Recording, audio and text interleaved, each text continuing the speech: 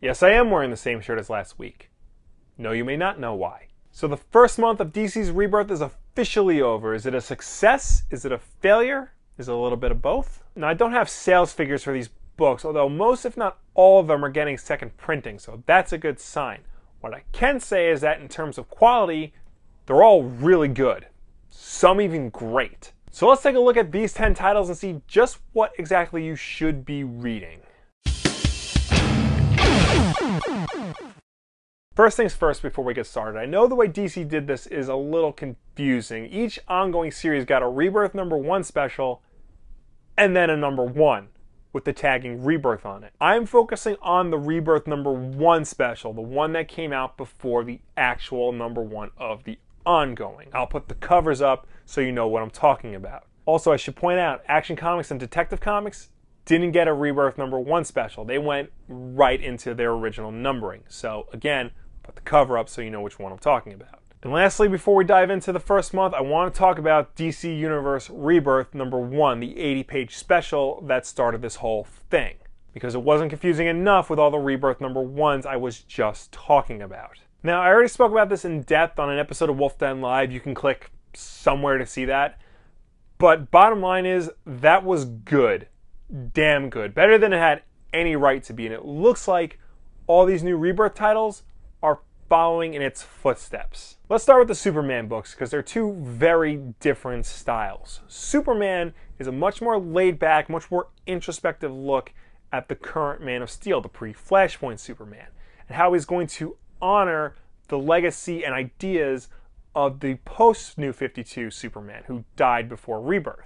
Whereas Action Comics was, well, an action comic. The new Superman busted right into action, confronting Lex Luthor, who was masquerading in Metropolis as the new Superman. I just want to say that scene where he shaves and puts on a suit and flies off is hysterical and really well done. And that's not including the twist at the end of the book, which I don't want to spoil, but it's definitely one that'll make you want to keep reading the series as it goes on. Next is Batman and Detective Comics, and like Superman, these two books couldn't be more different. Batman is straight up a solo Batman book. It'll have Duke Thomas in it as a new character who's thankfully not Robin or someone already existing. He's going to establish his own identity, which I think is great for Duke. And they finally found a way to make Calendar Man threatening and creepy. I don't know how long they're going to continue that thread, but I really hope they do, and I really hope it pays off in a big way. Meanwhile, Detective is definitely a team book, and all the members on that team are characters who never got their fair shake in the New 52. So it's nice to see them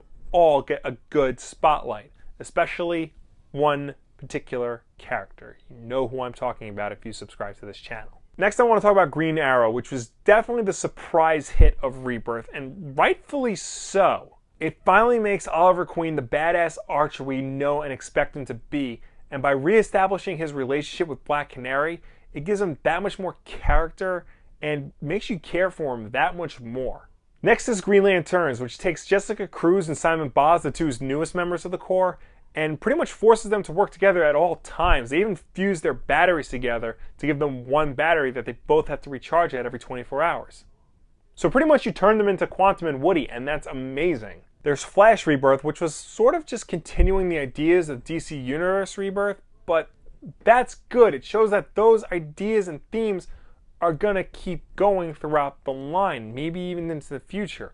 I like that. That means that they're serious and they're not backing down from what they did. Same thing kind of happened in Titans. It continued the idea of Wally West trying to get people to remember who he is, and it worked beautifully in this. It's very touching and personal, and it makes you happy that all the characters are friends again. That was an issue not focused on action and spectacle, but just pure character development, and it was great. There's, of course, Greg Rucka's Wonder Woman, which was just as good as I thought it was going to be. I like how they're acknowledging her entire history, both pre-New 52 and post-New 52, and trying to streamline and fix things that didn't work. I especially like that they signal this by having her punch time in the face. Last but not least is Aquaman. This may be my least favorite of the Rebirth launch lineup, but it's not terrible. It just seemed like too much of setup and rehash of ideas that were already in the New 52 launch of Aquaman. But it's still good, and it's still definitely something I would recommend to someone who's never read an Aquaman comic before or wants to get into it, or wants to see why he's not a total loser, because he's not.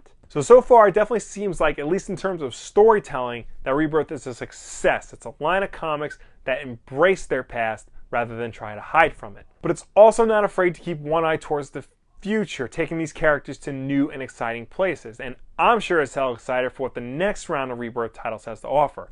And I'll definitely be catching up on most of these books once the first trades hit. But that's just what I have to say. What do you guys think about the first month of Rebirth? What were some of your favorite titles? Let me know down below or anywhere on the internet. As always, like if you like, subscribe if you really like, share this video with a friend. Thank you so much for watching. I'll see you next time. This is Rebirth number 1. Instead of doing a 6-issue event that just wastes everybody's time, they had the common courtesy of doing one comic, 80 pages, $2.99, and it's excellent, and a lot happens in here. For those of you who don't know, or maybe just heard the title and don't know what the big deal is, the Clone Saga was a major ongoing Spider-Man epic released between 1994 and 1996 and spanned every ongoing Spider-Man title at the time. It is considered to be, without hyperbole, the single worst thing to ever happen to Spider-Man.